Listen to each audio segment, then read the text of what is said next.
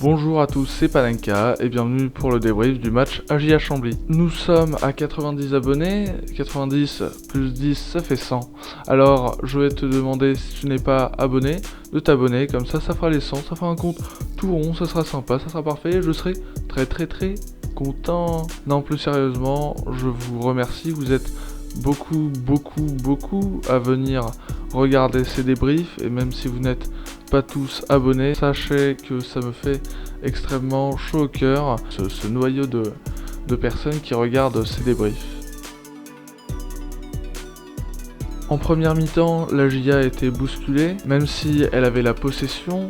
Valenciennes était beaucoup plus tranchant et incisif, et donc dès la 12e minute, c'est Teddy Chevalier qui vient couper un centre et crucifier Donovan Léon, donc 1-0 pour Valenciennes. La GIA ne va pas vraiment réagir, et aurait même pu encaisser un second but, sauf que Donovan Léon a sorti un arrêt miraculeux. Cet arrêt a vraiment servi, puisque Mathias Autrette réalise tout simplement le hold-up du siècle, avec un bête de coup franc qui termine en lucarne.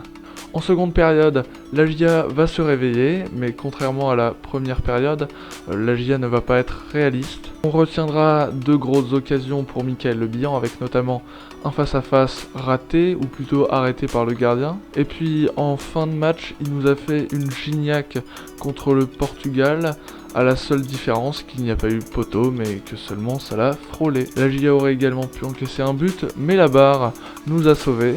Ce match va se clôturer sur quelques erreurs d'arbitrage et une tête cadrée de Djoubal.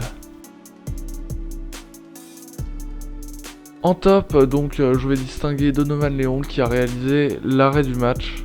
Je vais également placer Mathias Autrette qui a mis le coup franc du match, même si on l'a pas vraiment vu. De toute façon, c'est un petit peu comme le GIA, il a été assez timoré ce soir. On montre encore une fois qu'il est extrêmement décisif dans les moments très importants.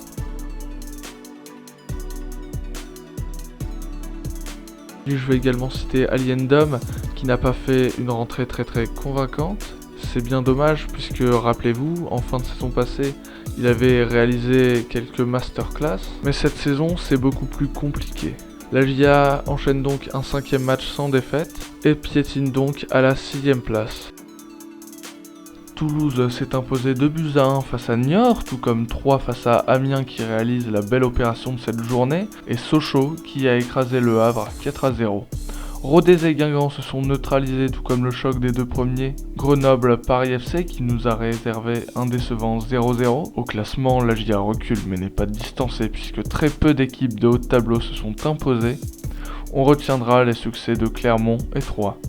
Pour le bas de tableau, cela ne varie pas par rapport à la semaine passée. Chambly, Pau et Rodez sont relégables. Bon bah voilà, c'était donc Panenka pour ce 5e débrief.